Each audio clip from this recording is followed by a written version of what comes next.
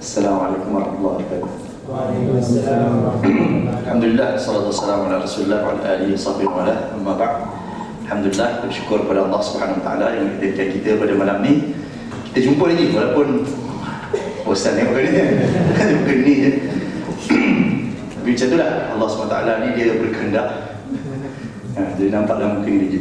Kita sambung lagi kita punya cerita pada bila lah? Minggu lepas, baru ni. Baru sangat ni. Tak sempat ni, tak sempat apa. Okey, anda nak mulakan, saya nak mulakan malam ni dengan soalan dulu.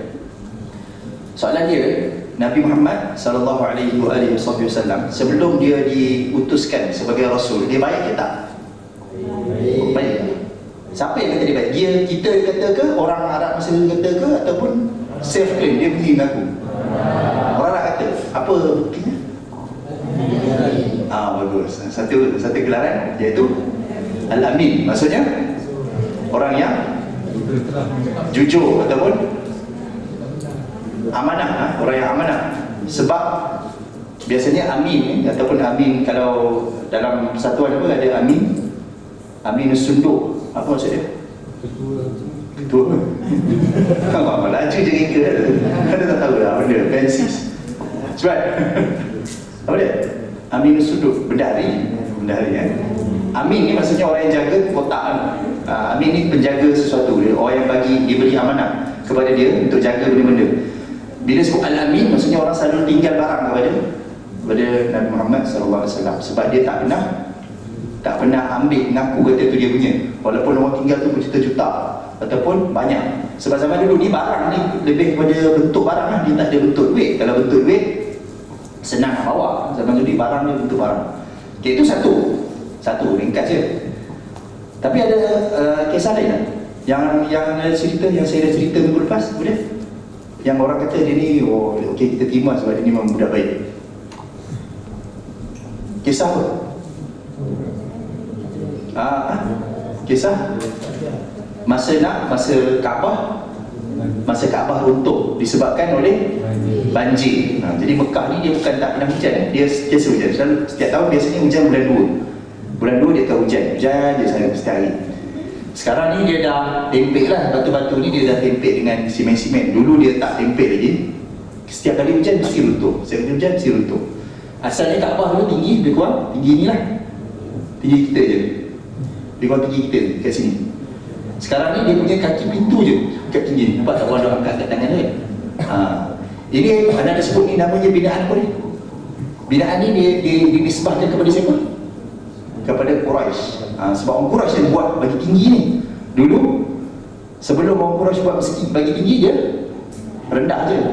Zaman Nabi Ibrahim AS dia rendah je. Tinggi-tinggi kita macam ni je.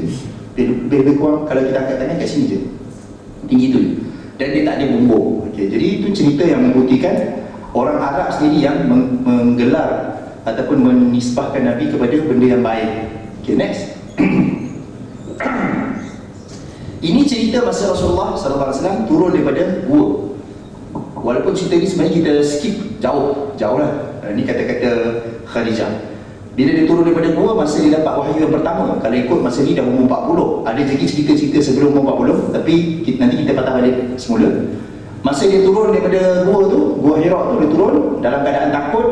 Balik ke rumah, bagi tahu kepada isteri dia, saya takut kan, gemetar, selimutkan aku.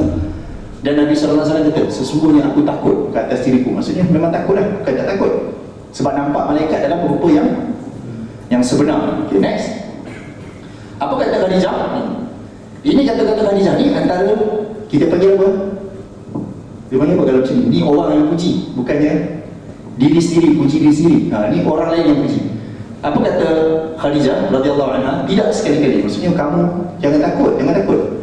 Demi Allah, tiada dihinakan engkau selamanya. Kamu ni tak akan Allah SWT hinakan. Maksudnya orang Arab sebelum daripada Nabi diutus menjadi Rasul, dia dah kenal dengan nama Allah sebenarnya, dah kenal. Nama ayah Nabi pun Abdullah, dah kenal. Dia kata Allah takkan hinakan orang macam kamu ni. Sebab apa?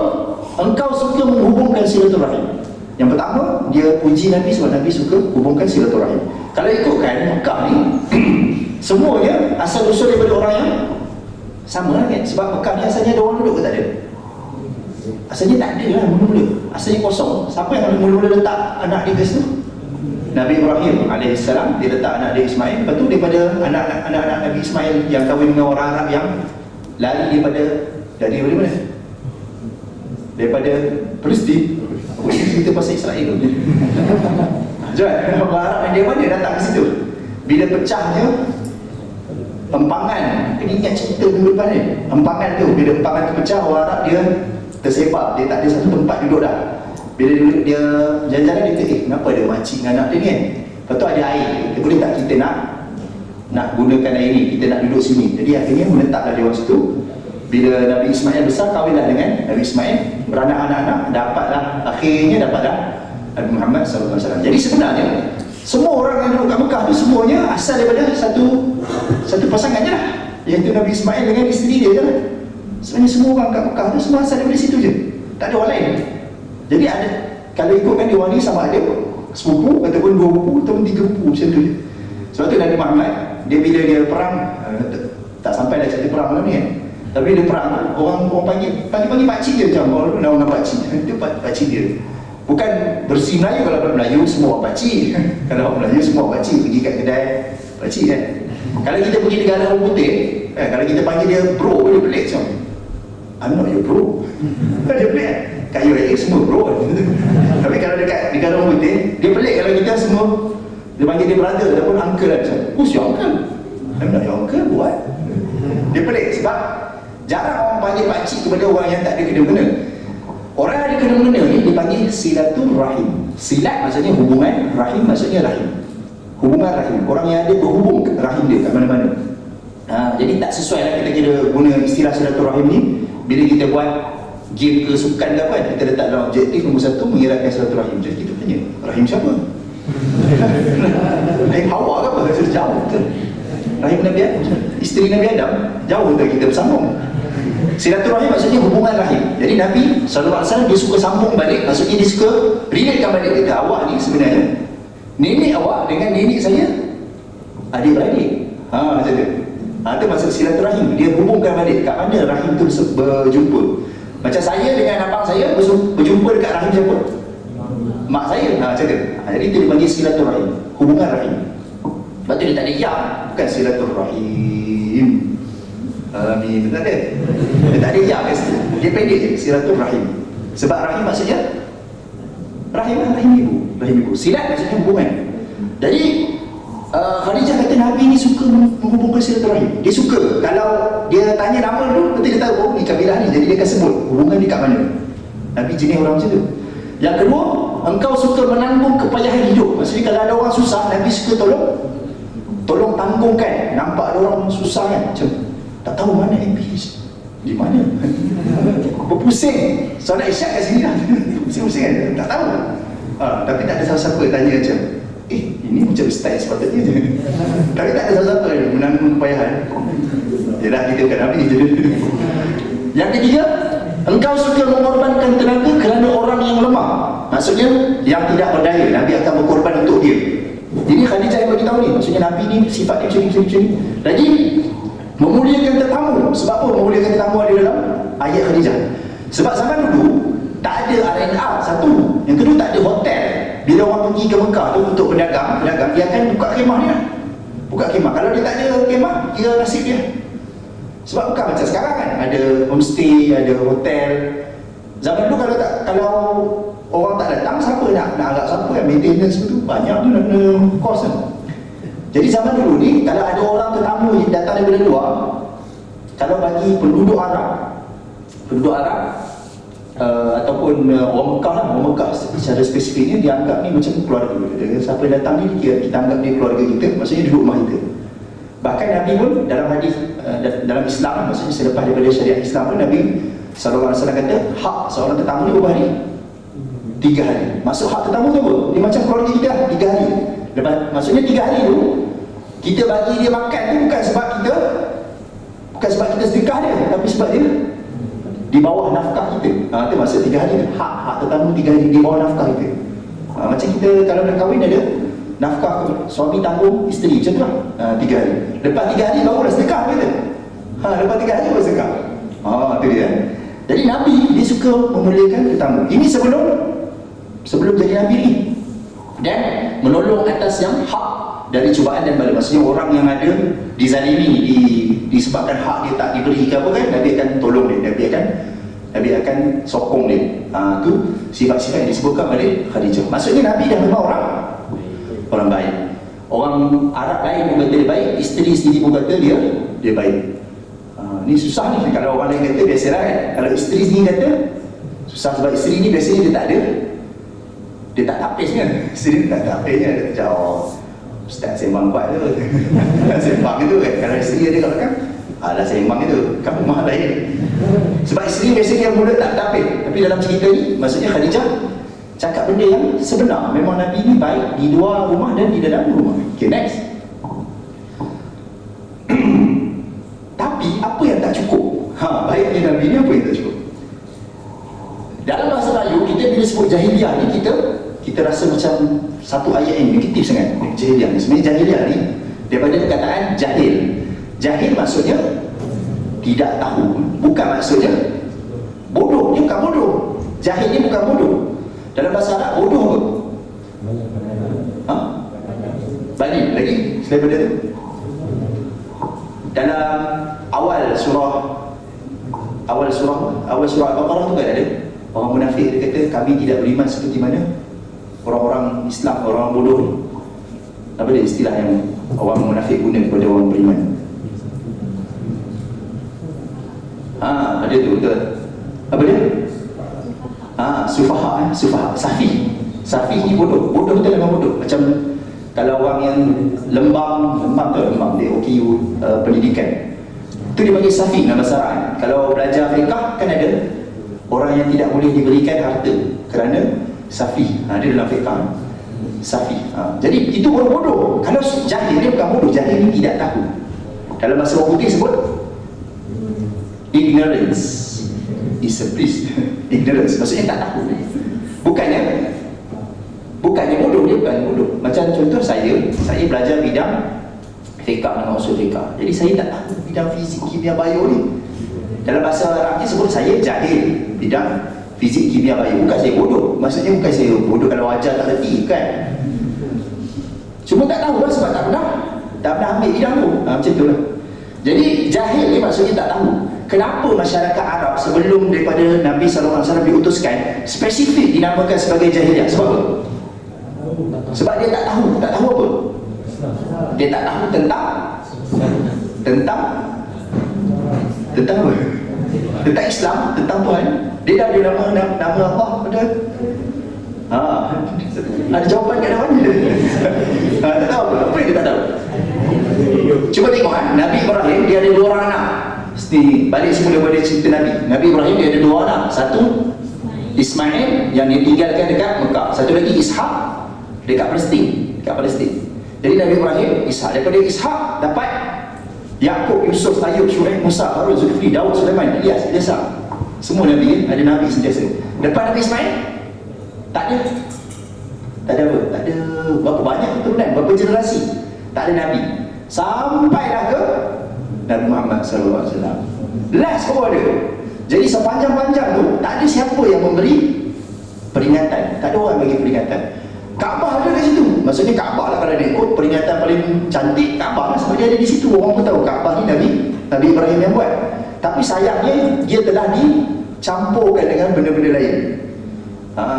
Ada seorang orang Arab, orang Quraisy, dia bukan Quraisy. Dia pergi berhijrah, berdagang. Dia pergi berdagang ke Syam, dia pergi berdagang ke Iraq, dia pergi berdagang sana. Lepas tu dia kata, dekat negara sana kalau dia semayang ataupun dia sembah Tuhan dia, ada patung kat depan dia. Tapi kita dekat Mekah tak ada pula. Kita tak ada. Kita kat Mekah tak ada. Kita kat Mekah kalau nak solat tu tak ada benda depan dia. Jadi dia beli satu dan dia bawa balik ke Mekah, dia letak kat Kaabah tu. Bermula daripada dia lah. Orang pun buat patung. Jadi start daripada dia sebenarnya. Asal-usulnya start daripada dia. Jadi Nabi SAW pernah sebut yang Nabi melihat dia ni di dalam neraka mengelilingi satu api dengan mengheret patung-patung yang sebabkan dia lah orang buat patung kan. Jadi dia yang memulakan patung ada dekat Mekah itu tak ada. Dan patung-patung tu semua adalah dakwaan dia. Contoh macam Lata tu adalah Allah tapi versi perempuan. Jadi Allah muzakkar kan. Kalau Lat belakang dia ta kan. Jadi Allah versi perempuan jadi Lata. Uzza adalah Aziz versi perempuan. Jadi Aziz. Jadi kalau lelaki Aziz, kalau perempuan Azizah betul kan? Tak dia panggil Uzza sebab tinggi. Uzza. Jadi Uzza. Lata tu dia perempuan kepada Allah. Uzza tu perempuan kepada Aziz. Jadi nama-nama Allah semua. Nama-nama Allah yang dia perempuankan. Sebab dia kata berhala-berhala ni adalah anak-anak perempuan Allah ataupun malaikat. Sebab bagi dia orang malaikat ni perempuan. Bagi orang Quraisy kafir ni dia malaikat ni perempuan. Sebab apa jadi macam tu? Sebab lama sangat Nabi tak ada. Daripada Nabi Ismail tu tak ada dah Nabi. Tak ada siapa yang memberi peringatan. Tak ada siapa yang memberi peringatan. Tak ada siapa dapat ilham tu. Tiba-tiba dapat wahyu tu. Kalau dapat wahyu dia jadi Nabi. Nabi tak ada siapa. Tak ada siapa. Jadi semua generasi tu dia panggil generasi jahiliah. Sebab tak ada siapa-siapa yang memberi peringatan. Jadi soalan tadi, kenapa dinamakan jahil? Kenapa dinamakan tak tahu? Dia tak tahu apa? Dia tidak dapat peringatan. Dia tak dapat peringatan. Sebab itu dinamakan jahiliah. Nabi SAW termasuk tak dalam orang yang tak tahu dulu jahiliah? Nabi Muhammad termasuk tak dalam golongan itu? Bahaya soalan ni kan? Bahaya. Nabi SAW dia termasuk tak dalam golongan itu? Termasuk tak? Dalam Quran ini ayat apa?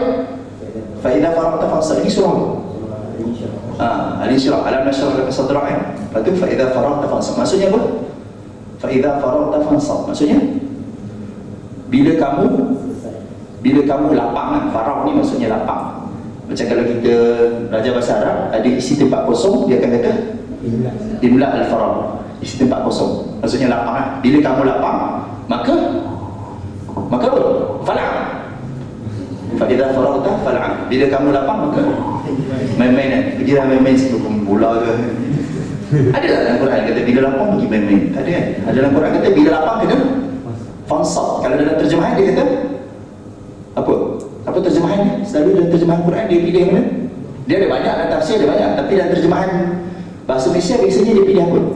Fansab ni apa maksud dia? Apa maksud dia? Cuba tengok siapa yang ada terjemahan. Tengok. Apa dia terjemahkan biasanya fansab?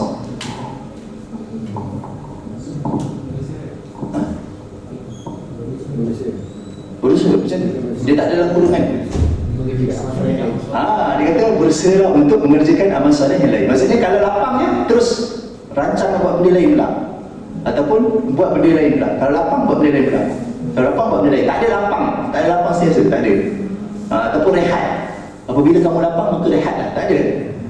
Tapi dalam Quran sini kata fa'idha faraqta fansab. Bila kamu lapang je kena fansab ni. Kalau ikut kataan nasab ni maksudnya berdiri kan. Berdiri untuk buat benda lain. Berdiri untuk prepare. Berdiri untuk ready untuk buat benda lain. Ataupun berdiri untuk solat. Dalam tafsir pun ada sebut berdiri tu maksudnya solat. Jadi maksudnya Nabi SAW masa dia hidup, sepanjang daripada dia lahir sampai dia umur 40 tu, dia tak dapat wahyu lagi. Dia dapat wahyu lagi. Tapi dia baik.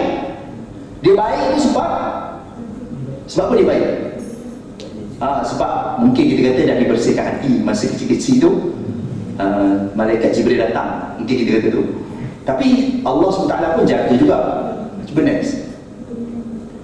Panjang cerita ni, tak boleh nak terjemah. Kalau terjemah dia jadi berbusukan-busukan.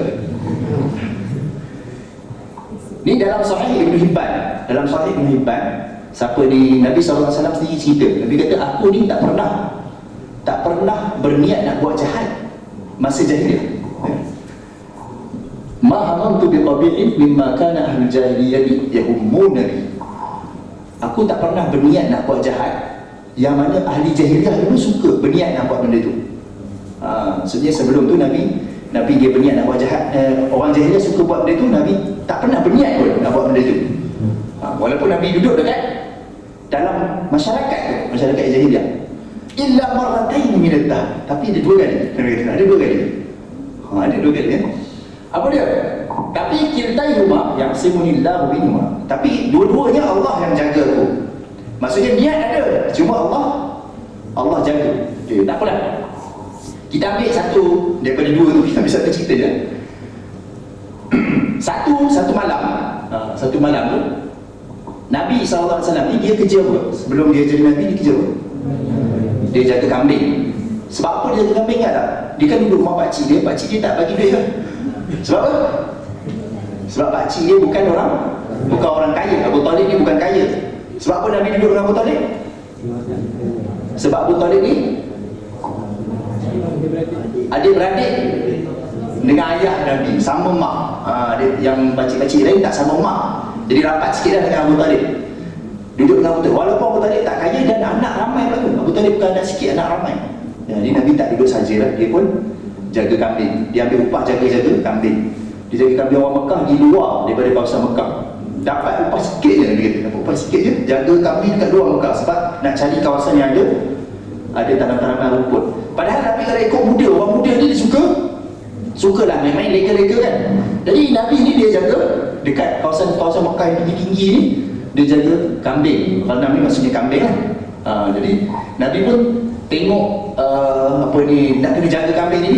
Satu hari tu Nabi kata, biasanya orang Mekah, orang muda-muda ni malam-malam dia ada macam konsert sikit lah, konsert kecil.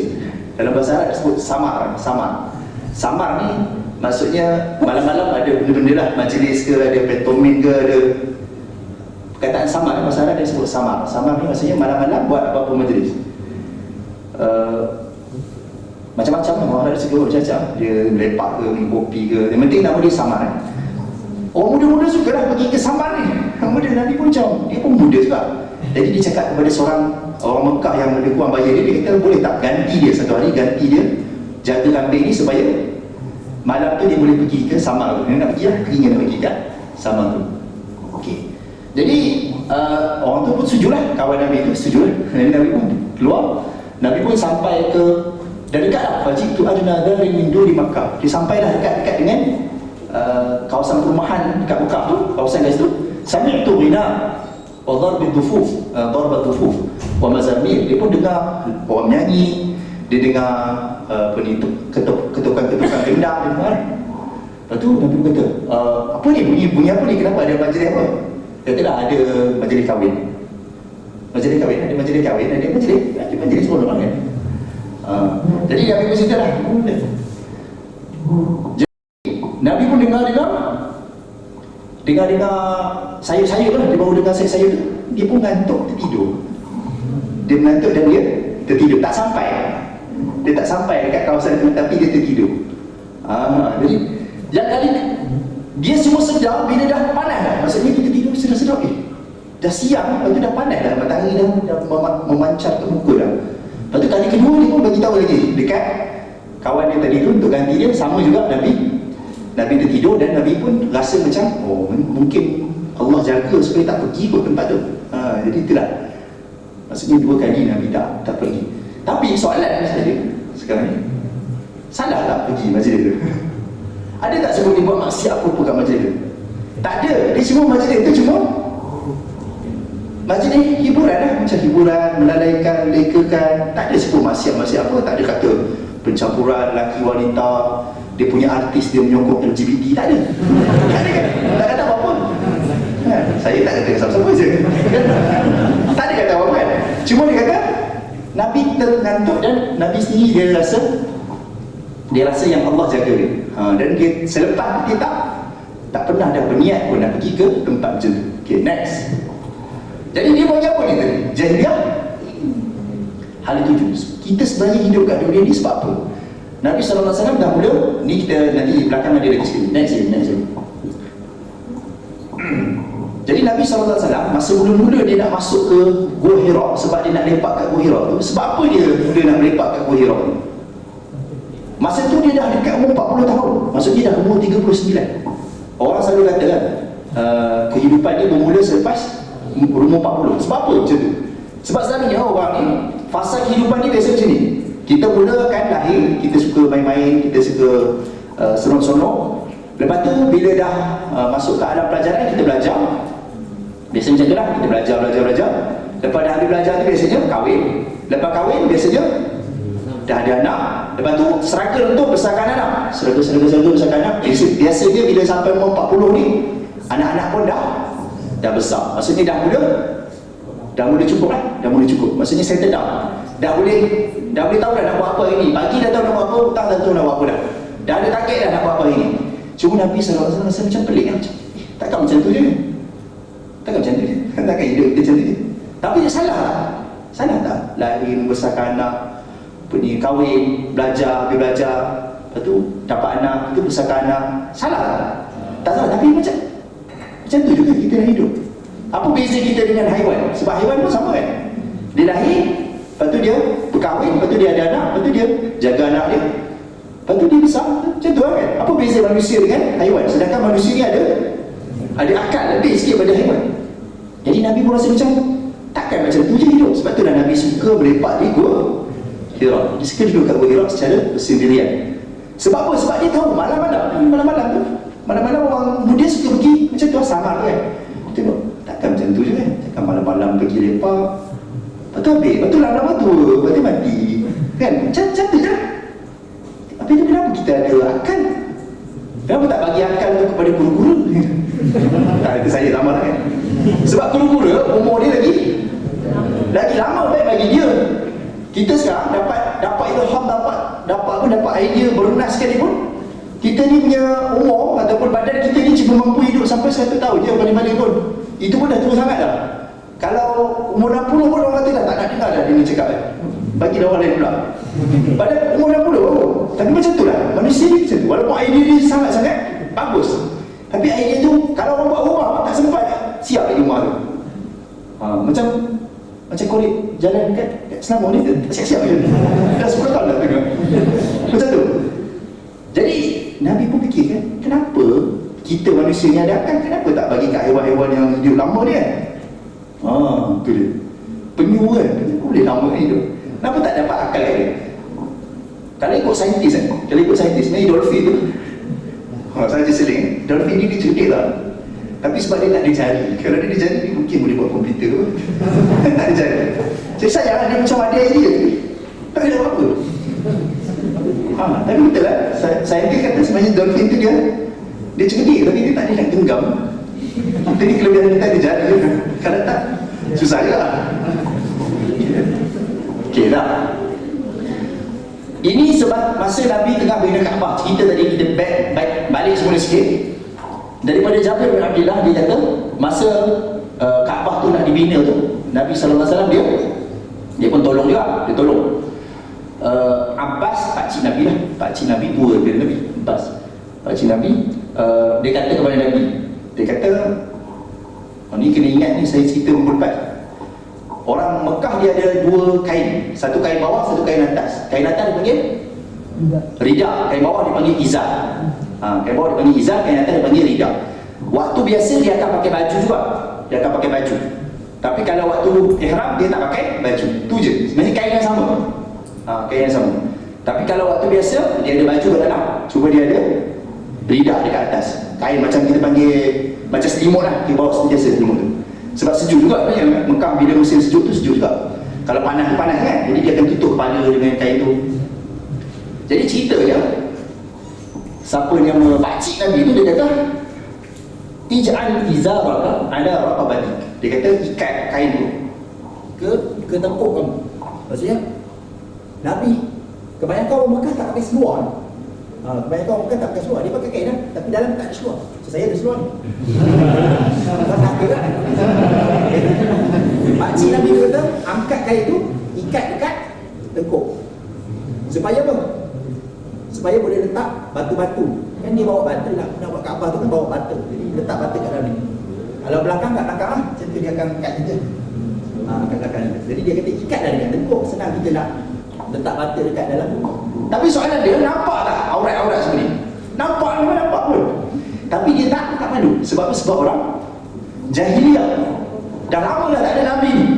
Tak ada siapa-siapa Nabi bagi tahu ni aurat daripada mana sampai mana, tak ada. Lama dah. Dah lupa dah benda-benda ni. Macam tanah Melayu sebelum mereka, kalau kita tengok gambar-gambar ustazah ni, biasa je kan? Kita tak pernah tengok gambar ustazah-ustazah yang kumpulan-kumpulan nasyid. Tanya lah tu saya dengar. Cari kat YouTube kumpulan nasyid tahun 50-an, 60-an.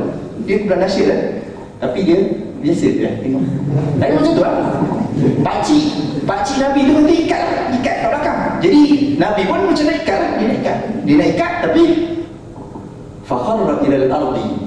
Dia pun tergolek. Bila dia angkat je kain dia terbalik. Bila dia angkat je kain dia terbalik. Jadi sebenarnya Allah jagalah malaikat tolak Nabi. Bila Nabi angkat je kain, malaikat tolak Nabi bagi dia tak ternampak aurat dia. Jadi ni contoh jahiliah juga. Maksudnya orang Arab jahiliah ni banyak juga benda-benda yang dia tak tahu. Sama je macam zaman sekarang ni, akan ada orang balik semula boleh. Kita kenapa nak pakai tutup-tutup ni kan? Lebih terbuka dia kan. Maksudnya pakaian tu lebih terbuka, maksudnya minda lebih terbuka. Boleh lah. Maksudnya semakin kita menampakkan kulit, semakin bijak. Pelik kan? Sedangkan kalau kita belajar sejarah dunia, sejarah manusia kan, sejarah peradaban manusia asalnya tak ada pakaian. Kalau kita belajar sejarah yang paleolitik tu kan semua kan masa manusia ada asalnya tak ada pakaian, nanti dia tutup sampailah dia ada yang paling bangsawan sekali biasanya yang paling banyak pakaian, banyak lapis. Biasanya bangsawan ni banyak lapis. Tapi pelik zaman sekarang ni macam terbalik. Kenapa pakai banyak-banyak sebenarnya? Tak pening ke?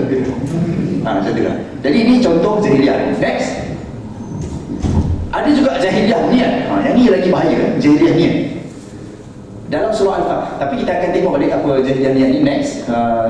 Bila dia berperang kerana jahiliah.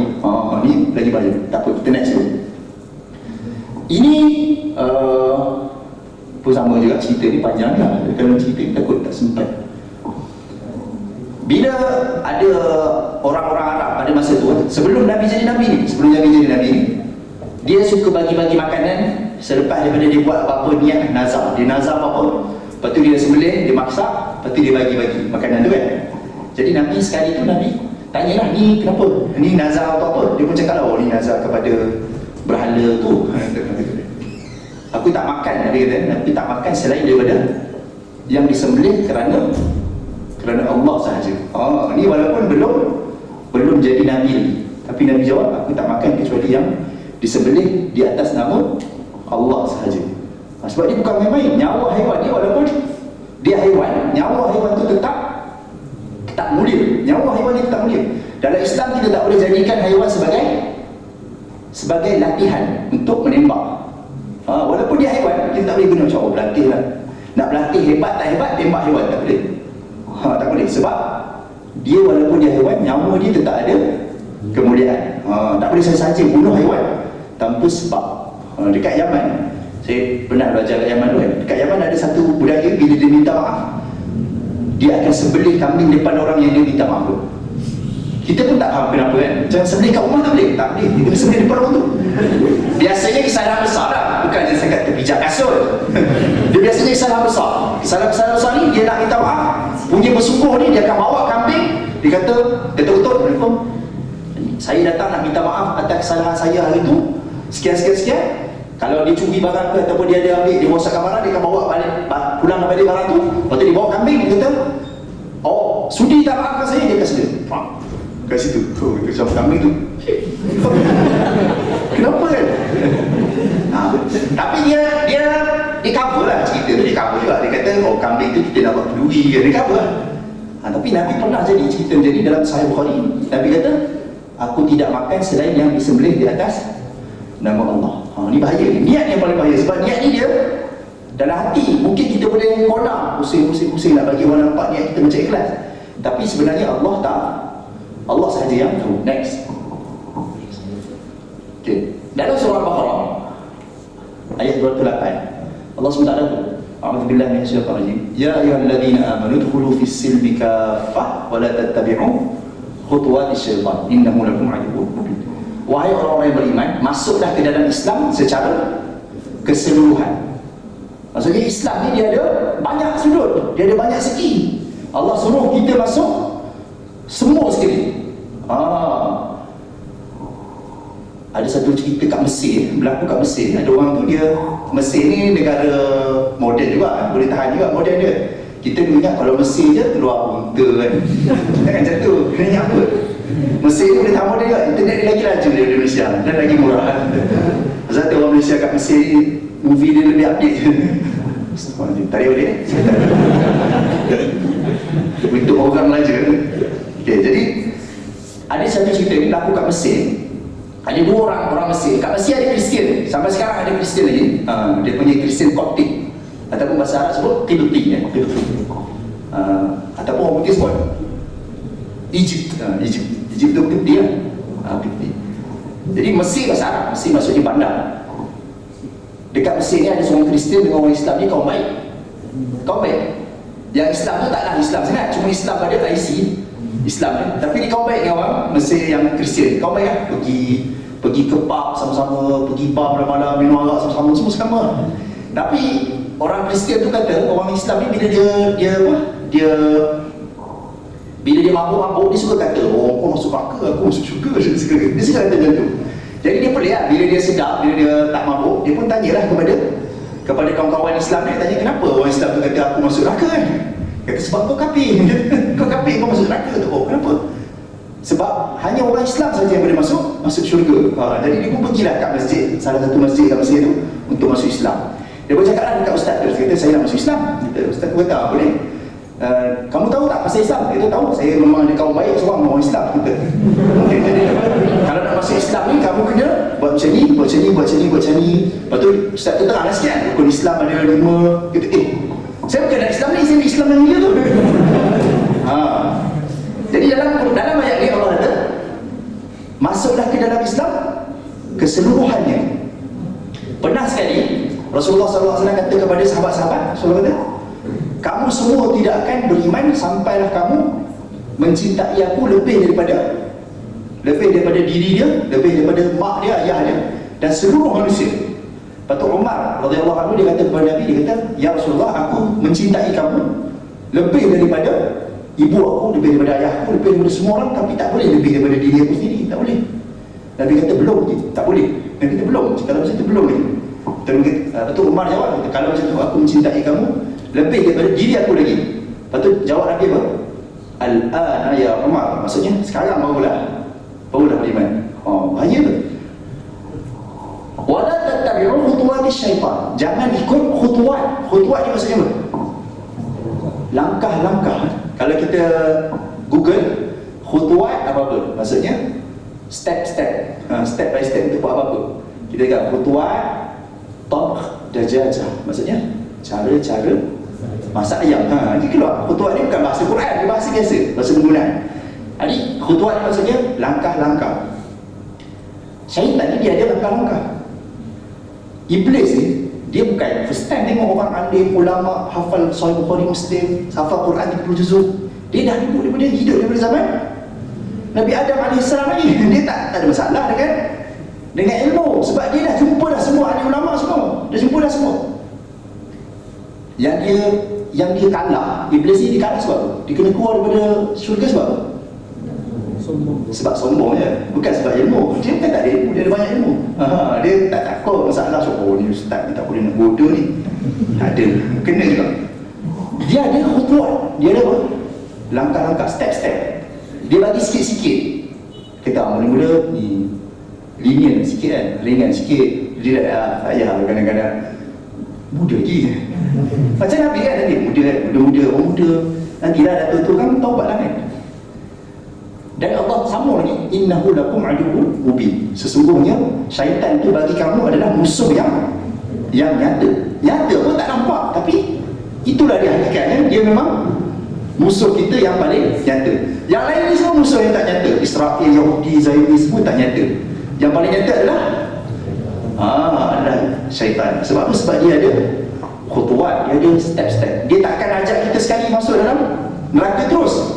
Dia akan longgarkan sikit sampailah kita buat. Last baru kita buat. Next. Tengok panjang pula. Ni sempat dah terjemah, tapi panjang tak. Auf bin Malik al-Asja'i, dia kata dia pernah duduk dengan Rasulullah SAW 9 atau 10 orang. Maksudnya dia dengan Rasulullah duduk masa tu ada 9-10 orang je. Bukan ramai-ramai macam ni. Sebab selalu orang kata, kenapa ustaz buat ceramah ni secara tertutup, gelap-gelap 9 orang tu dalam dewan yang tertutup, Kenapa tak buat ramai-ramai? Kenapa tak buat live? Okay. Selalu orang besar kata, dia kata, pernah tak baca hadis ni? Hadis riwayat Muslim ni. Auf bin Malik al-Asja'i dia kata dia pernah duduk dengan Nabi 9-10 orang je. Kenapa Rasulullah tak buat kat Masjid Nabawi? Benar tak? Dia tak pernah. Dia tak macam tu kan? Lebih kurang 9, 8 ataupun 7 orang, sikit je orang. Lepas tu Rasulullah SAW dalam riwayat sebut beberapa hari, bukannya sehari, bukannya 2-3 jam, beberapa hari duduk dengan Nabi. Lepas tu bila dah habis tu, sebelum balik tu Rasulullah tanya, tidakkah kamu semua berbaiat kepada Rasulullah? Rasulullah tanya, tidakkah kamu berbaiat? Jadi padahal kita baru saja berbaiat kepada Rasulullah. Kita baru je baiat. Baiat ni maksudnya masuk Islam. Kita ni baru masuk Islam. Macam tu lah, baru je masuk Islam. Lepas tu Rasulullah pun tanya lagi, tidakkah kamu semua berbaiat kepada Rasulullah? Ya, kami dah baiat dah, dia jawab tadi. Bila Rasulullah tanya, sallallahu alaihi wasallam tanya lagi sekali, barulah dia jawab, untuk apa? Apa lagi? Atas apa lagi yang kita nak baiat? Jadi barulah Rasulullah sallallahu alaihi wasallam jawab, hendaklah engkau semua menyembah kepada Allah yang Maha Esa. Maksudnya nombor satu benda yang Rasulullah ingatkan adalah kena mengesakan Allah Ta'ala. Walaupun dalam masuk Islam, bila kita masuk Islam kan, kita mengucap dua kalimah syahadah, mesti ada sebut asyhadu an la ilaha illallah, tidak ada Tuhan yang disembah kecuali Allah. Sebut dah. Tapi Rasulullah ulang balik, jangan mensekutukan lagi. Ulang lagi sini, tetaplah mengerjakan salat 5 waktu. Benda yang dah sedia maklum. Kalau tak payah pun solat wajib ke tak? Wajib juga, sama. Sampai mendengarkan serta melakukan ketaatan, maksudnya kena dengar dan taat kepada pemerintah. Lalu beliau memperlahankan suaranya. Maksudnya yang mula-mula tu Rasulullah cakap semangat, betul Rasulullah cakap slow je, dengan berkata, dengan berbisik. Maksudnya macam cakap berbisik-bisik je. Dan jangan meminta sesuatu pun daripada orang-orang. Dia cakap slow je, dia kata jangan minta apa pun dengan orang. Maka sungguh saya ni siapa? Auf bin Malik kan? Saya pernah melihat ada orang yang termasuk dalam golongan-golongan tadi. Maksudnya dia tak nak kata dia kata adalah dalam kalangan 7-8 orang tadi tu, ada salah seorang tu ketika cemeti tahu tak apa cemeti? Yang pukul kuda ataupun unta, panggil cemeti tadi tu yang buat pukul tu nak bagi dia jalan. Pernah tak? Siapa tak pernah tengok kuda? Siapa tak pernah tengok kuda? Angkat tangan. Berapa umur sekarang? Mana? Kuda ni tinggi lah. Kita daripada jauh ingatkan rendah, tapi sebenarnya dia tinggi. Kuda ni tinggi Jadi kalau kita dah naik tu, dah naik susah juga nak turun. Biasanya kalau dekat stable ni dia ada tangga. Sebab tinggi kuda ni, dia ada tangga nak naik. Sebab tinggi. Ataupun panjat kerusi lah, sebab tinggi kuda tu. Jarang orang naik macam cerita dalam movie tu, dia panjat macam tu je. Jarang. Sebab susah. Lagilah kalau tak ada kerusi. Pelana tu tak ada kerusi je. Tak ada kerusi nak duduk tu lagilah susah. Tapi ceritanya, salah seorang daripada 7, 8, 9 orang ni, dia dah naik dah kuda ataupun unta. Kalau unta lagi tinggi daripada kuda. Unta lagi tinggi. Dia punya tali yang buat pukul, tali nak buat pukul tu terjatuh je. Terjatuh ke bawah. Dah ada orang kat bawah. Kan tak ada orang kat bawah. Dia tak minta bawah tu terlepas sekejap tali tu ke atas. Dia buat apa? Dia turun balik, dia ambil dan dia panjat balik. Tu betapa berpegangnya orang tu, yang siapa ni, Auf bin Malik cerita, betapa berpegangnya dia kepada bai'ah dia dengan Nabi sallallahu alaihi wasallam. Next, dalam surah Al-Ahzab, tengok dalam surah Al-Ahzab Allah SWT kata, wa ma kana lil mu'minin wa la mu'minatin idza qadallahu wa rasuluhu amra an yakuna lahumul khiyaratu min amrihim. Tidak patut orang yang beriman, lelaki ataupun perempuan. Jarang dalam Quran ada sebut macam ni. Sebab dalam Quran biasanya kalau Allah sebut orang beriman, maksudnya lelaki perempuan. Tapi dalam ayat ni Allah sebut wa ma kana lil mu'minin wa la mu'minatin. Jarang ada ayat macam ni. Yang sebut dulu mukmin, mukminah. Biasanya ya ayyuhalladzina amanu cukuplah. Orang yang beriman semualah, orang beriman lelaki perempuan. Tapi dalam ayat ni Allah sebut dulu, tidak patut orang lelaki beriman atau orang perempuan yang beriman. Bila Allah dan Rasulnya telah menjatuhkan satu-satu hukum, dia ada pilihan pula. Dia ada pilihan lain. Macam Rasulullah kata, pergi sana. Mungkin Rasulullah cakap tak payah pergi kot. Tak patut ada macam tu. Wa may ya'sillaha wa rasulahu faqad dhalla dhalalan mubin. Siapa yang bermaksiat kepada Allah dan Rasulnya, maksudnya siapa yang tak ikut apa yang Allah dan Rasulnya bagi tahu, maka dia telah bermaksiat dan dia telah sesat dengan sesat yang nyata. Sahabat-sahabat dulu, bila dia dapat apa-apa saja benda yang Rasulullah ajar, dia tak fikir macam ni wajib ke, sunat ke, harus. Ni suruhan yang membawa kepada wajib ke, suruhan yang membawa kepada sunat ke, suruhan yang membawa kepada harus. Dia tak bawa, tak fikir itu. Kita sekarang kalau belajar usul fiqh akan belajar kan, asalnya suruhan, asal suruhan ialah apa? Wajib, kecuali jika ada qarinah yang lain. Belajar kan semua kaedah-kaedah usul fiqh ni kan. Bagus pun ni ulama-ulama ni. Sahabat-sahabat dulu dia bukan buat di atas dasar benda tu wajib ataupun sunat, tapi dia buat tu sebab ini Rasulullah sallallahu alaihi wasallam suruh. Macam tu. Sebab ayat-ayat macam ni. Sebab tu ulama khilaf juga. Adakah suruhan asalnya wajib ataupun suruhan asalnya harus? Ada juga khilaf ya. Next. Dalam surah Al-Imran, contoh lain, walaqad sadaqakumullahu wa'dah yatahussunahum bi'idni hatta idza fashiltum wa tanaza'tum fil amri wa 'asaytum min ba'di ma arakum ma tuhibbun. Dalam ayat ini Allah SWT kata, surah Al-Imran ayat 152, Allah SWT kata Allah telah membenarkan janjinya kepada kamu sampailah ketika kamu gagal. Kalau nak tengok dulu terjemahan dalam bentuk ayat yang cantik, boleh buka sendiri nanti ya, 152. Ketika kamu gagal, kamu berbalah dan kamu melanggar ataupun maksiat kepada Rasulullah SAW selepas daripada diperlihatkan apa yang kamu sukai. Minkum man yuridud dunya wa minkum man yuridul akhirah. Ada dalam kalangan kamu yang suka kepada dunia, ada di kalangan kamu yang nak kepada akhirat. Ayat ini turun cerita tentang perang apa? Perang apa? Perang Uhud. Perang Uhud kan, dia orang duduk dekat atas bukit Manah tu, bukit Manah kan, akhirnya ada yang turun. Nabi kata jangan turun walaupun nampak kita ni dah mati pun jangan turun. Nabi kata ringkas ni macam tu. Masa dekat peperangan Uhud tu, Nabi bagi tahu kepada sahabat-sahabat yang pemanah ni, dia duduk kat atas bukit, kita jangan turun walaupun nampak kita dah mati pun jangan turun. Tapi bila dia orang tengok musuh dah lari semua kan, musuh dah lari, kata dah habis lah, perang dah habis, berapa duduk atas ni, ada sampai esok ke? Nampak macam tadi lah, macam mungkin Nabi suruh ni untuk sejam ni kot. Jadi dia bagi pilihan dia kan, dan dia turun. Bila dia turun, musuh yang dah lari tu dia patah balik, dan jadilah perang Uhud tu. Akhirnya ramai sahabat-sahabat yang mati. Rasulullah SAW sendiri cedera, Rasulullah sampai tertusuk pipi dia tu dengan besi, patah gigi geraham dia dalam kan. Tapi Allah kata dalam ayat ni, minkum may yuridu dunya, dalam kalangan kamu ada yang nak kepada dunia, wa minkum may yuridul akhirah, dalam kalangan kamu ada yang nak kepada akhirat. Ayat ini turun kepada sahabat-sahabat ni. Umar Ibn Khattab radhiyallahu anhu dia kata, aku tak pernah tahu ada sahabat yang nak dunia kecuali selepas ayat ni turun. Aku tak pernah tahu ada ke orang masuk Islam sebab nak dunia. Sebab Islam masuk bukan dapat dunia apa pun.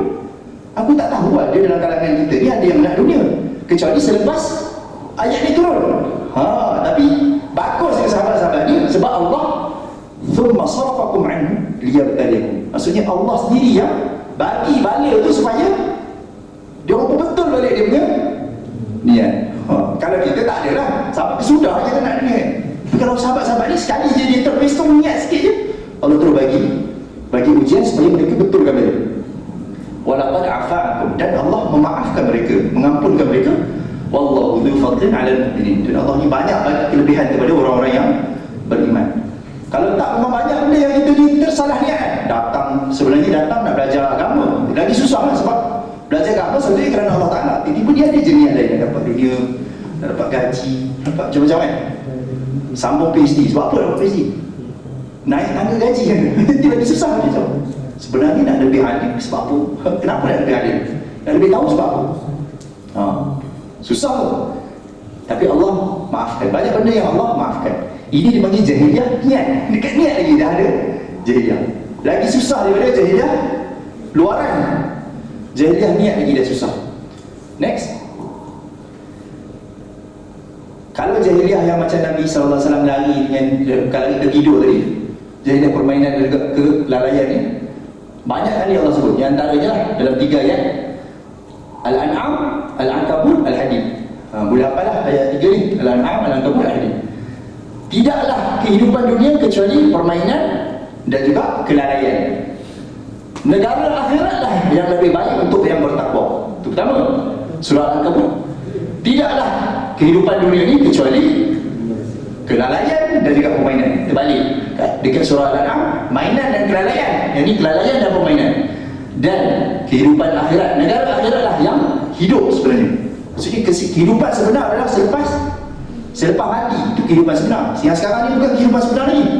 Lau kanu ya'lamun, kalaulah mereka tahu. Kalau kita tahu, kita akan buat seperti yang mati itu permulaan kita. Yang Al-Hadid 20 ni panjang sikit. Tengok sebab Allah ta'lamu, ketahuilah. Ni menarik, yang Al-Hadid ni menarik. Ketahuilah bahawa kehidupan dunia, ya, kalau saya bahagikan, dia akan dapat 6 ataupun 7 fasa kehidupan. Kalau saya bahagikan, akan dapat 6 atau 7 fasa kehidupan. Yang pertama, la'ibun, maksudnya permainan. Fasa pertama, 10 tahun pertama, bila kita lahir, kita suka main. Budak bila lahir, dia suka main. Budak dia suka main. Dia mak nak pakaikan pampers, dia buat apa? Lari. Sebab apa dia lari? Takut mak dia letak, dia suka main. Memang budak dia suka main. Kita bagi dia botol bedak, dia buat apa? Dia tuang main kan? Sebab apa? Sebab dia suka main. Fasa pertama, kita letak, kita sendiri letak. Dalam tafsir tak sebut, kita sendiri letak 10 tahun main. Walaupun lepas tu suka benda yang lalai, leka, seronok kan. 11, umur 12 ni suka benda-benda yang lalai. Malah dia fikir benda-benda yang serius-serius kan. Buat benda-benda yang seronok-seronok je, yang lalai je. Lepas tu dah habis dah, umur 20 dah lepas dah, zina. Suka menyemat, suka smart. Suka smart, suka handsome, suka cantik. Kalau orang tak betul macam tu, tak ada. Orang lagi tak boleh sebab zina. Kena hias. Kalau budak ni, dia beli apa? Dia beli apa, cantik tak cantik, dia tahu main je. Dia tahu nak beli bola sebab nak main bola. Tapi kalau dah umur 30 ni, dia nak bola yang cantik, dia nak bola yang ada brand. Nanti dia panggil zina. Lepas tu naik kepada umur 40. Tafakhurun bainakum. Tafakhurun bainakum, suka lawan siapa lagi power. 40 ke atas ni lawan siapa lagi power. Tak kisahlah bidang apa pun. Belajar, itu dah lagi ilmu lah. Siapa lagi tinggi ilmu. Harta nanti belum je. Lagi power apa pun lah. Kalau main bar, tak ada main bar sekarang. Kita semua azam tahun baru je. Kalau azam tahun baru biar sampai ke akhir tahun ingat. Jadi kalau nak kata siapa lagi kata, siapa lagi backflip dia lagi jauh kan. Itu dia panggil tafakur. Dia nak bersaing. Tafakur ni bersaing. Itu dah berapa puluh tahun ni? 10, 20, 30, 40 sampai umur 40. Lepas tu, lepas dah masuk 50-an, dia dah mula takatsur fil amwal. Dia menghimpun harta. Dia himpun harta. Siapa lagi banyak harta, dia pun rasa nak simpan harta. Dia tak lawan kawan dah. Yang penting dia ada banyak harta. Simpan harta. Tapi nak buat apa harta yang banyak tu? Wal aulad. Barulah dia fikir anak. Jadi itulah fasa kehidupan manusia. Salah ke tak? Tak salah. Allah beritahu ilmu kan? Ketahui. Maksudnya memang bagi tahu. Allah bagi tahu.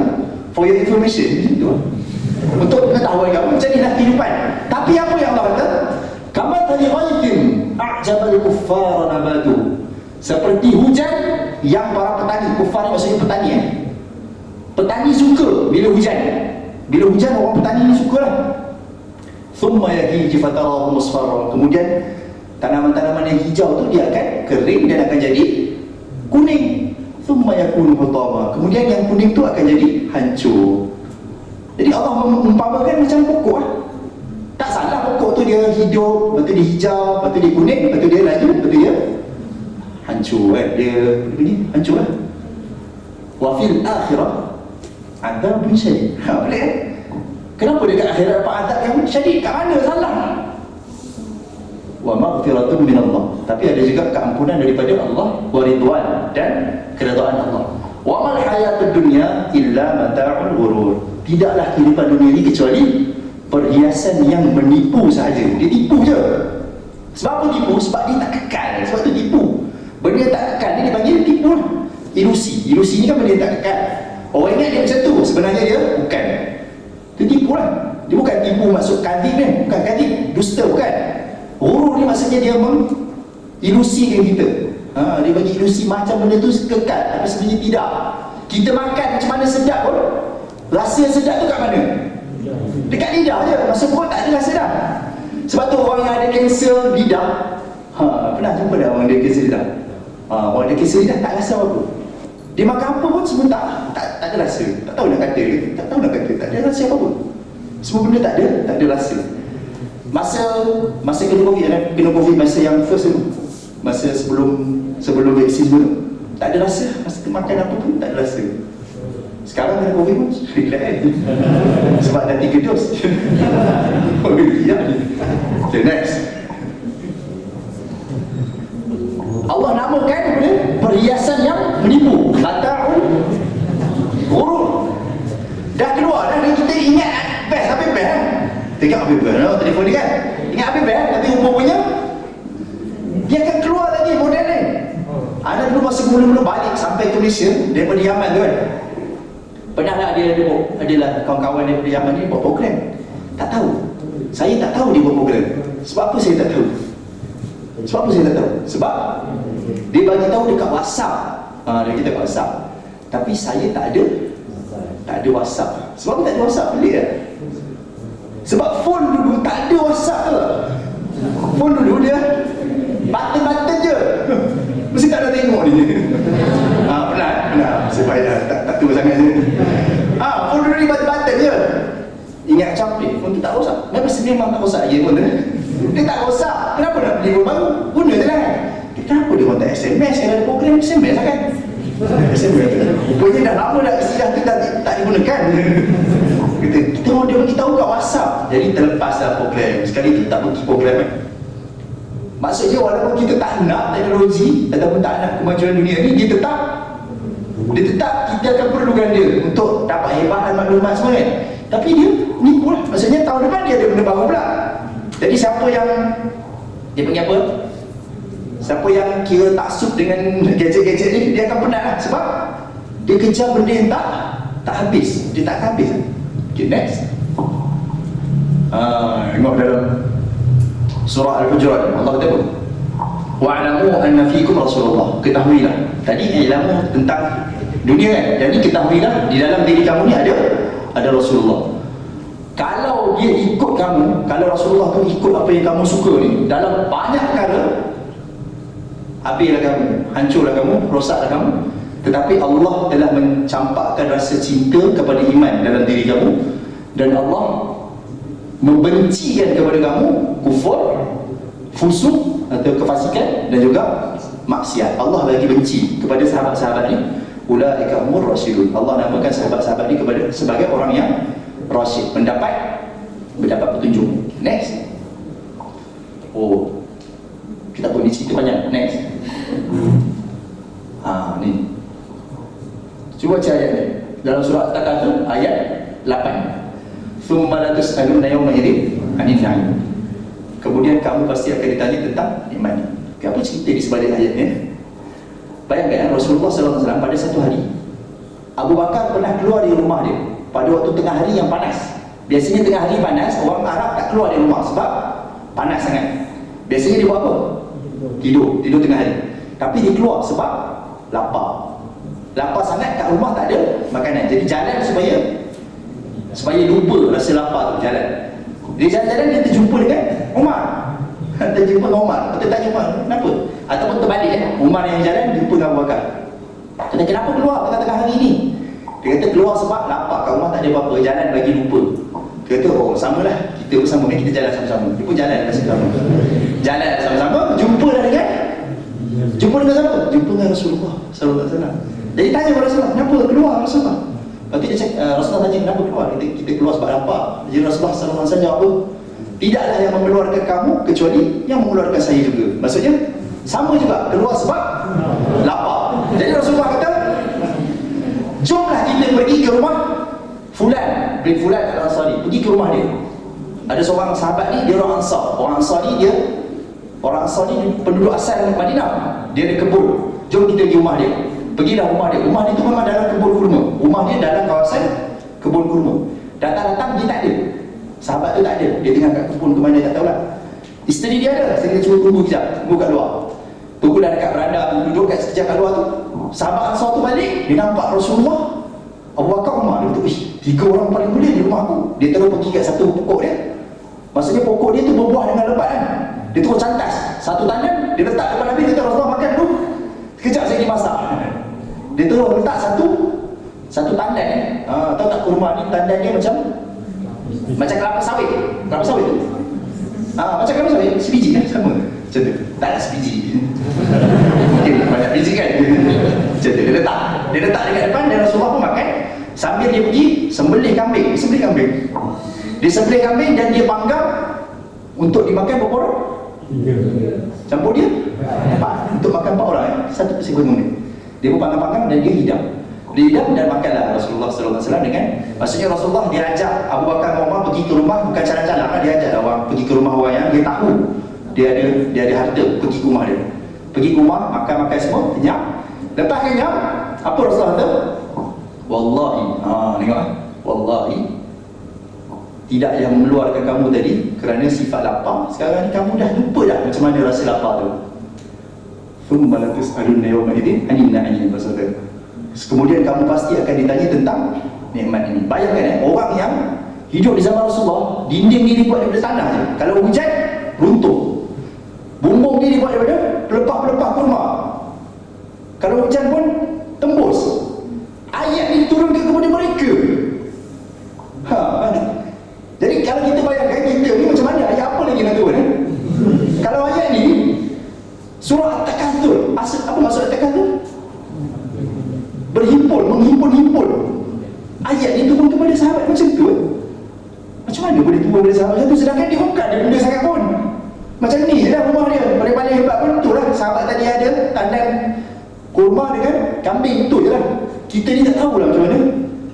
Tapi ayat ni turun kepada dia, tak turun kat kita lah. Next, tengok ini contoh jahiliah yang lain. Minum Al-Quran. Dalam surah An-Nisa ayat 82, Allah kata, afala yatadabbarun Al-Quran. Kenapa mereka tidak tadabbur Al-Quran? Afala ni maksudnya kenapa tidak? Kenapa tidak? Kenapa tidak? Soalan kenapa tidak ni dia dalam bahasa Arab dipanggil taubih ataupun berleting. Taubih ni mesti berleting. Kenapa tidak? Sebab dia tidak mahu jawapan. Soalan kenapa yang tidak mahu jawapan. Kalau kita dalam budaya Melayu suka buat, kita suka buat. Jadi kita susah nak faham. Kita ingat Al-Quran ni suka cakap macam tu. Bukan. Orang Arab tak suka cakap macam tu. Contohlah, kita tengok ada budak tu dia tumpahkan air. Kenapa tumpahkan air? Kan? Kita nak jawapan tak? Tak nak. Kalau dia jawab, kita kata apa? Menjawab. Jadi orang Melayu tak faham konteks taubih dalam Al-Quran. Sebab kita tak biasa. Orang Arab tak cakap saja-saja kenapa ni. Dia tak tiba-tiba tanya kenapa. Dia Allah tak tiba-tiba je macam kenapa tak tadabbur Quran. Tak ada orang yang dapat soalan ni melainkan orang yang telah disuruh pada kali pertama, kedua ataupun berkali-kali baru dapat soalan macam ni. Macam mak setiap hari pesan, lepas keluar bilik air tutup lampu, keluar bilik air tutup lampu, keluar bilik air tutup lampu.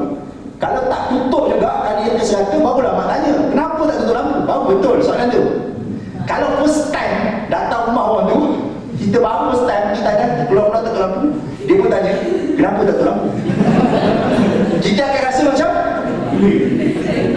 macam salah sangat. Tapi pelik ayat ni. Ayat surah An-Nisa ni Allah tanya kenapa tak tadabbur Quran. Kenapa tak tadabbur Quran? Padahal ada kesuruhan tadabbur, ada surah tadabbur. Mana ayat Quran yang suruh tadabbur? Kita kan saya cerita minggu depan kan, yang ada orang tu, ustaz tu ceramah, dia kata ada orang masuk Islam sebab dia kaji Quran, lepas tu dia masuk Islam. Lepas tu ustaz tu pesan, pakcik jangan lupa kan, dia rajin ngaji kan, ada kat cerita kan. Kita telah meletakkan Al-Quran pada taraf tu saja, seperti dalam hadis riwayat Imam At-Tabrani, sayakhruju aqwamun min ummati, akan keluarlah kaum-kaum, bukan seorang dua, kaum-kaum dari umatku, yashrabuna al-Quran, mereka diminum Quran, minum je Quran tu, kasyurbihimul laban, macam minum susu. Maksudnya apa? Apa maksud minum Quran macam minum susu? Lalu je kat tengkuk, lalu je kat kerongkong, segar, habis. Sedangkan Quran bukan turun sebab tu. Kalau sekadar untuk dibaca, untuk tarannum, untuk tajwid yang elok, takkan Abu Jahal lawan Nabi ke? Sekarang kan banyak orang buat apa ni, social eksperimen, bagi orang kafir dengan Quran. Orang tu tak faham pun, dia bagi dengar kan. Lepas tu kita test dia, sedap ke tak? Dia kata, oh, sedap. Masya Allah, dia tak cakap Masya Allah. Dia kata sedap kan. Lepas tu dia pun cut. Padahal tu edit kan, dia dah edit video tu. Dia tak tunjuk lah daripada 100 orang. Kalau orang buat apa ni, research, universiti kan, academic research, kita kena bagi tahu kita sampel kita berapa hasil kan. Tapi social eksperimen kat YouTube tak ada benda tu, dia letak je, dia cut yang dia nak je. Dia pun cut orang putih yang nangis, dia pun seronok kan. Al-Quran memang sedap kan. Test apa ni, bagi orang kafir dengar azan kan, ada je eksperimen. Taraf tu je, maksudnya Quran ni turun tu je. Al-Quran turun tu je. Macam mana boleh sahabat-sahabat yang meninggalkan negara dia, sahabat-sahabat yang tak mati dalam negara asal dia, mati di tanah lain, disebabkan oleh dia baca Quran? Kenapa? Apa beza Quran yang dia dapat dengan Quran yang kita dapat? Ada beza. Tapi sebab kita tak buat yang ni. Sebab dia Allah tanya, kenapa tak tadabbur Quran? Kenapa tak baca Quran yang sepatutnya? Kalau tak jadi macam tu, minum Quran macam minum susu. Jadi kita ada masa dah habis. Dalam Quran ada, tadi dah 7 ayat tu laju-laju. Dalam Quran ada 4 kali Allah sebut perkataan jahiliah. Ya ke? Ada 4 kali ke? Siapa kan? Okay, kita tengok lagi. Next. Tengok ayat ni. Yang pertama adalah sangkaan jahiliah. Yang kedua, hukum jahiliah. Yang ketiga, perhiasan jahiliah. Yang keempat, pembelaan jahiliah. Ada 4 kali. Ada lagi tak? Next. Dalam hadis, tak ada, dalam Quran 4 kali. Dalam Quran ada 4 kali. Dalam Quran ada 4 kali Allah namakan jahiliah ni kepada sifat-sifat tu kepada jahiliah. Yang pertama tadi tu, tengok, sangkaan jahiliah, ini dalaman. Ini dalaman lah, dalaman niat, ini dalaman. Yang kedua, hukum jahiliah, ini dalam kita buat apa-apa tindakan. Kita gunakan peraturan apa. Yang ketiga, luaran, cara kita berpakaian, cara kita hidup, itu semua luaran jahiliah. Yang keempat, kenapa kita buat apa yang kita buat. Ini niat dia. Orang-orang kafir Quraisy sanggup bela kawan-kawan dia disebabkan semata-mata dia tu satu kaum, satu puak, satu geng. Sanggup walaupun dia buat salah. Macam cerita yang perang Fijar, Harbul Fijar, yang jadi tukang kutip panah tu. Asalnya perang ni bukan sebab orang tu jahat kan, tapi sebab orang tu bela, kaum dia bela ada seorang yang tak mengaku dia ada beli barang. Tu je. Tu je. Jadi jangan kita jadi macam jahiliah sebelum tu. Walaupun kita zaman sekarang, kita kata kita ni dah bukan zaman yang tak ada Nabi, tapi sebenarnya boleh jadi juga. Sebab kita lah satu-satunya zaman dalam sejarah yang panjang dia punya zaman tak ada Nabi. Selepas daripada Nabi Muhammad SAW dah tak ada Nabi. Tak ada Nabi, tak ada lah. Tak ada Rasul. Sampailah ke hari kiamat dia tak ada. Jadi mungkin kita akan mengulangi apa yang Allah SWT sebut dalam Al-Quran dan dalam sirah Nabi SAW tentang jahiliah ni. Jadi itulah sebagai siri kedua sirah. Wallahu a'lam. Jadi saya tangguhkan dulu untuk yang hari ini. Dengan aku lupa hadza wa astaghfirullahaladzim li wa lakum. Assalamualaikum warahmatullahi wabarakatuh.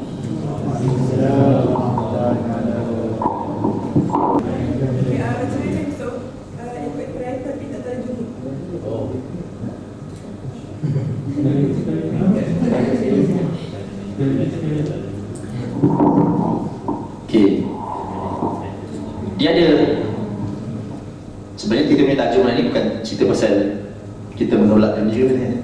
Tak juga. Kita, yang paling penting adalah niat kita.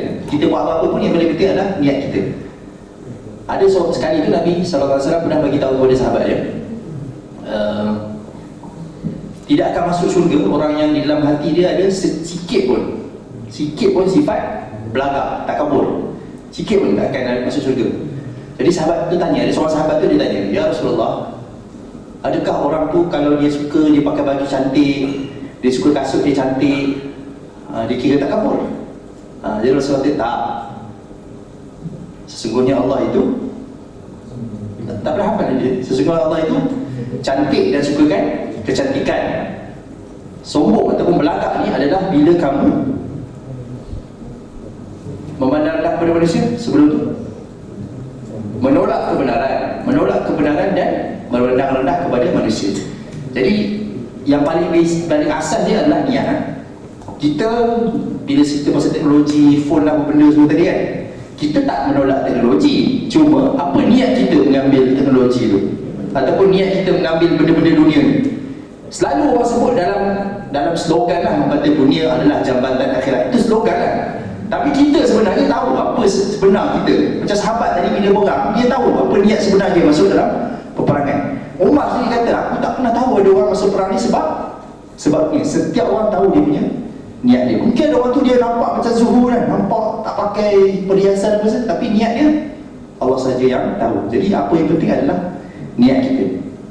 Cuma dalam setengah-setengah keadaan Rasulullah SAW dia tegur. Kalau nampak sangat tu Rasulullah tegur macam tadi kan. Bila lepas makan tu Rasulullah tegur lah, kata Allah akan tanya tentang nikmat ni. Jadi kita ingat juga benda yang sama.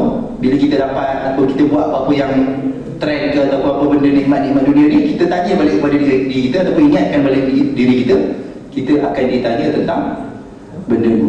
Tidak akan berganjak, hadis tu lah, tidak akan berganjak dua kaki ni sampai akan ditanya 4 benda.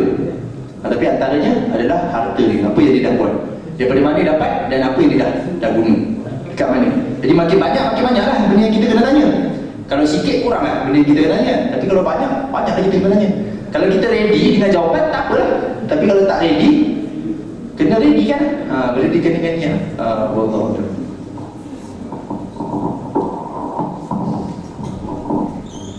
Q&A dibuka lagi untuk satu soalan. So ada apa soalan?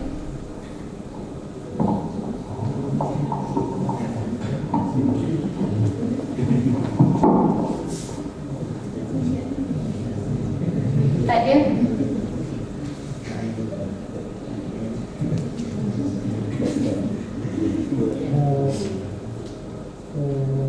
Hari ni kita contoh Zat mana selamat datang dari pihak Sulu. Hari ni kita kata pada era yang kita dah moden sekarang kan, kita mungkin ada jahiliah yang lebih advance ya, disebut sebagai jahiliah pemikiran lah kan. Sebab macam sekarang kita ada ism kan, sudah ada ism lah kan. Macam sekarang dah ada wokeism kan, woke culture yang orang dah start boleh identify as woman, identify as a dog dan sebagainya kan. Dan bahkan pada hari ini pun dah ada satu macam pemikiran yang dah kata, dulu orang cipta kebenaran lain untuk berdusta kan, untuk macam kebenaran, dia nafikan kebenaran, jadi dia bawakan kebenaran yang lain. Tapi hari ni orang nafikan terus, tak ada terus kebenaran, tak ada terus realiti, tak ada. So saya hidup dalam, boleh jadi saya hidup dalam simulasi, semuanya hayalan. Jadi apa pendapat Ustaz tentang jahiliah yang lagi kita kata moden ni kan?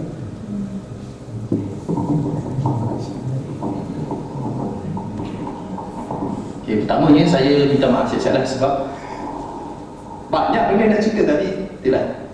Bukan Bukan masa mencemburi saya, tapi saya lah yang tidak menepati masa. Saya salahkan diri sendiri. Jangan salahkan masa. Tapi betul lah, memang ada hadis Nabi kata jangan kamu mencela masa. Jangan kamu mencela masa, kerana Allah lah masa. Bahaya tu ada. Minggu lepas ada lain bahaya. Jawab soalan tu, sebenarnya dia asasnya sama, cuma nama saja berbeza. Mungkin dulu nama dia lain. Orang kata sekarang ada atheist ni bahaya, pemikiran bahaya, baru moden, dulu tak pernah ada. Sama, asas dia sama. Kalau dulu ada Mu'tazilah ni dia bukan kosong-kosong cakap, dia ada idea, dia ada idea dan logik. Idea tu logik. Orang selalu kata, oh sekarang ni tak sehebat Mu'tazilah dulu boleh tulis kitab. Kadang-kadang sama, atheist sekarang pun boleh. Dia tulis kitab, dia tulis buku, dia tulis apa-apa dengan idea dia tu bernas kan. Jadi dia punya base dia sama. Base dia adalah 4 jenis jahiliah tadi sebenarnya. Jadi tu kita ada daripada jahiliah sangkaan. Jahiliah sangkaan ni, sangkaan lah, panjang sikit dah orang. Jahiliah luaran, kita ada jahiliah niat, dan kita ada jahiliah apa satu lagi? Bukan, pembelaan tu yang betul lah, jahiliah pembelaan. Ya, pembelaan tu naik jahiliah niat. Jahiliah hukum, lupa. Jahiliah hukum jahiliah peraturan. Sebenarnya sama konsepnya, kita ada 4 jenis jahiliah. Tapi kalau kita ambil satu yang Allah sebut mula-mula sekali, iaitu jahiliah sangkaan. Jahiliah sangkaan ni adalah bahasa dia sebut dhan al-jahiliah sangkaan. Apa yang kita sangka tentang Allah. Setiap orang walaupun dia Islam, dia ada keimanan dia tentang Allah yang sebenarnya tak sama dengan orang lain. Dan kelebihan orang Islam ataupun orang yang beriman ni, yang paling nikmat yang paling kita dambakan ataupun balasan yang paling kita tunggu-tunggu di hari akhirat nanti, selepas dah masuk syurga dah, selepas semua dah selesai dah, kita nak apa? Nak tengok Allah. Sebab semua orang dekat dunia ni, semua orang berdebat tentang Allah, tentang Tuhan. Siapa Tuhan? Macam mana dia? Semua orang tanya, semua orang bawa versi dia. Pada hari ini lebih kurang ada 3,000 agama. Kenapa kita betul? Siapa kata Islam betul? 1/3,000 ni. Kalau ikut statistik ni 1/3,000. Kalah ni. Macam mana boleh betul? Orang lain pun nak betul itu dengan dia kan? Kebenaran itu ada dengan dia. Jadi hari akhirat ni nikmat yang paling besar sekali adalah kita boleh tengok Allah. Dia menjawab semua persoalan. Kan? Sedap tu jawapan tu. Kalau kita orang yang suka matematik kan, kalau orang suka matematik lah, orang tak suka matematik tak kan, dia tak boleh tidur kalau tak selesaikan soalan tu. Dia mesti nak dapat jawapan, sebab dia seronok dapat jawapan. Macam tu juga dengan persoalan Tuhan ni. Semua orang ada sangkaan dia tentang Tuhan. Dalam Quran Allah tanya, wa ma dhannukum bi rabbil alamin. Apa kamu sangka tentang Tuhan sekalian alam? Memang kita ada sangkaan tentang Tuhan. Tapi adakah sangkaan kita tu jahiliah ke tak jahiliah? Tu je. Sangkaan jahiliah ni macam sangkaan tanpa ilmu, sangkaan tanpa asas, ataupun sangkaan tanpa tak ikut apa yang kita belajar. Kita belajar benda lain, tapi kita sangka benda lain. Kita kata benda lain, kita sangka benda lain. Contoh, perkataan tawakal asal daripada perkataan wakil maksudnya apa? Wakilkan orang lah. Saya wakilkan orang untuk beli apa-apa. Contoh, kita ada program malam ni, saya wakilkan seorang untuk beli makanan. Malam ni kita ada lebih kurang 50 orang, tolong belikan makanan untuk 50 orang. Awak wakil saya beli kan? Okay, setuju kan? Setuju. Dia pun pergi lah. Dia dah perlu dia call. Ingat 50 orang. Ya. Lepas jam kita call dia. Dah belum? 50 tau. Malam dia ada ni, jadi program ni. Kita betul, jadi okey. Lepas tu dia pergi kan. Dia pun datang bawa makanan, rupanya kita dah beli dah.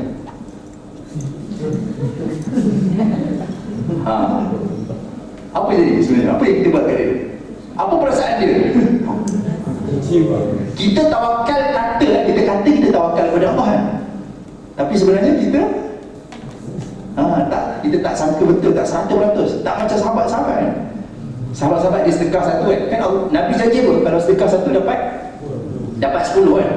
Ada sahabat tu dia sedekah satu, betul ada orang tu dia pusing macam mana tak? Dia datang, dia kata ni ada lebih sikit ni, ambil lah. Kata, wih, Ada berapa? Dia kata, kira-kira ada 9. Dia tak cukup satu ni. Dia cakap juga, kita kata, kenapa pula? Sebab satu patutnya balasan dia 10. Maksudnya dia ingat janji Nabi. Dia punya yakin dia macam tu kan. Dia boleh kata macam tu kan. Sahabat kata tak cukup satu. Padahal sahabat macam, apa kena-kena kan? Tapi macam tu lah, yakin dia dengan janji Rasulullah SAW. Tapi kita macam tu lah. Maksudnya tawakal kita setinggi itu lah. Kita kata kita tawakal, tapi sebenarnya tak mau jadi macam sekarang kan. Isu boykot tak boykot kan. Terus kalau boykot ataupun kalau kita kena boykot, berat juga kita kan. Kalau kita ni peniaga, lagilah penat. Orang tak beli dengan kita tu macam nak bagi anak isteri makan apa kan. Kita fikir tu takut sangat.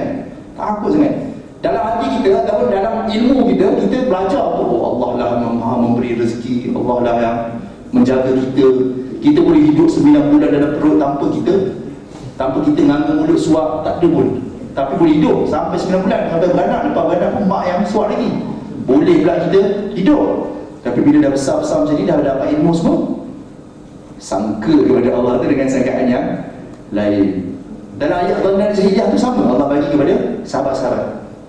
Kamu bersangka dengan Allah dengan sangkaan jahiliyah. Allah janji perang tu akan menang, tapi dalam perang tu, perang Ahzab, musuh daripada depan, daripada belakang, daripada utara, daripada selatan, daripada timur, daripada barat, daripada dalam pun ada musuh, orang munafik, dan sahabat-sahabat pun jantung ni dah berdegup dengan kuat sampai ke kerongkong. Ayat tersebut kan, jantung dah berdegup kuat sampai ke kerongkong, takut sangat. Sebulan kena kepung, makanan pun dah habis. Wa tadhunnuna billahi dhununa Allah, dan kamu sangka kepada Allah dengan macam-macam sangkaan. Hunalika tuliyal mu'minun. Dan masa itulah Allah menguji orang-orang yang beriman. Itu yang pertama. Jadi jawapan dia pada soalan tu sebenarnya, dia punya nama dia lain lah. Nama dia, istilah-istilah tu berbeza, tapi asas dia sama. Asas dia ada 4 jenis jahiliyah tu. Jahiliyah dalaman, jahiliyah luaran, jahiliyah hala tuju. Maksudnya kita punya tujuan kenapa kita buat ni. Dan juga jahiliyah pembelaan.